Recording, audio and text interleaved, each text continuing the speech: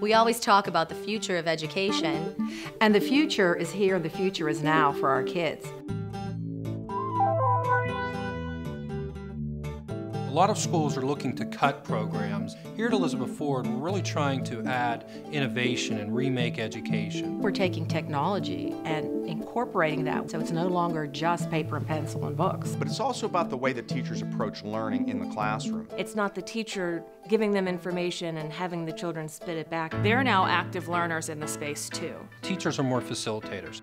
Our interaction with Carnegie Mellon University's Entertainment Technology Center really started the implementation of some of these creative learning spaces for children. And I've seen a direct correlation, how kids have performed in these types of classes, and they go back in their grades in the other classes, the more traditional classes improve. This is important and exciting for the community at Elizabeth Forward. This is a small rural district in southwestern Pennsylvania. We struggle financially. We've been so fortunate to have really great support groups to help us. We have a great partnership with Carnegie Mellon. We got California University involved. The Benedum Foundation. The Sprout Fund. Mickey McManus from Maya Design. Folks from Grable, Greg Baer. We've talked to companies all across the country. They sort of gave us just that little push to say, okay, go to the outer reaches of your ideas and dreams.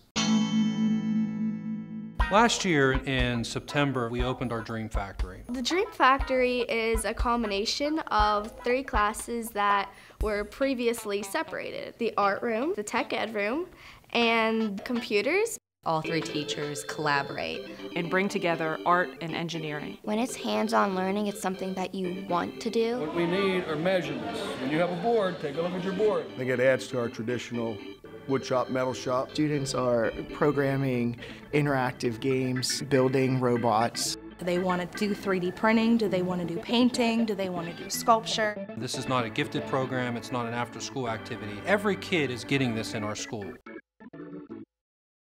We've been creating a lot of unique learning spaces in the district, and we thought we needed to push some of these activities down to the elementary. I wanted to change my instruction and ultimately the classroom so that I could meet the needs of every kid in here.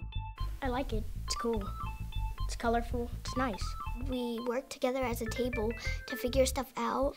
You can go to the support center if you need help, if you don't get something straight away. The new classrooms really allow the teachers to teach to individual students, and it allows the students to learn more at their own pace.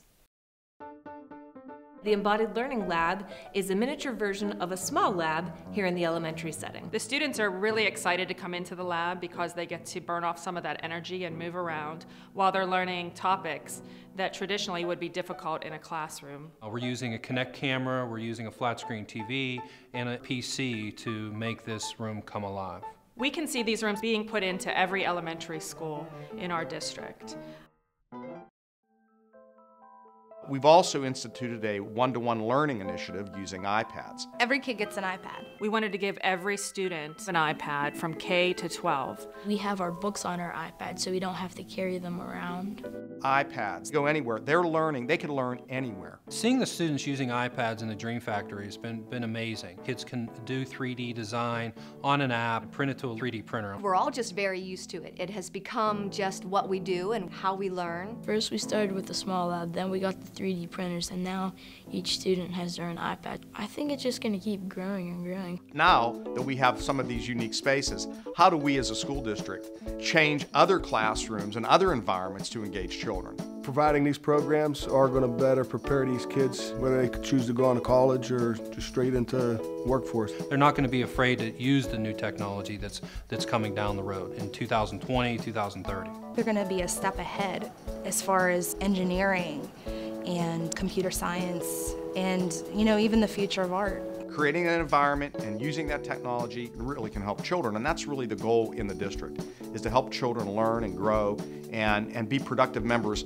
of our society. And if we know it works, we have to find a way to replicate that.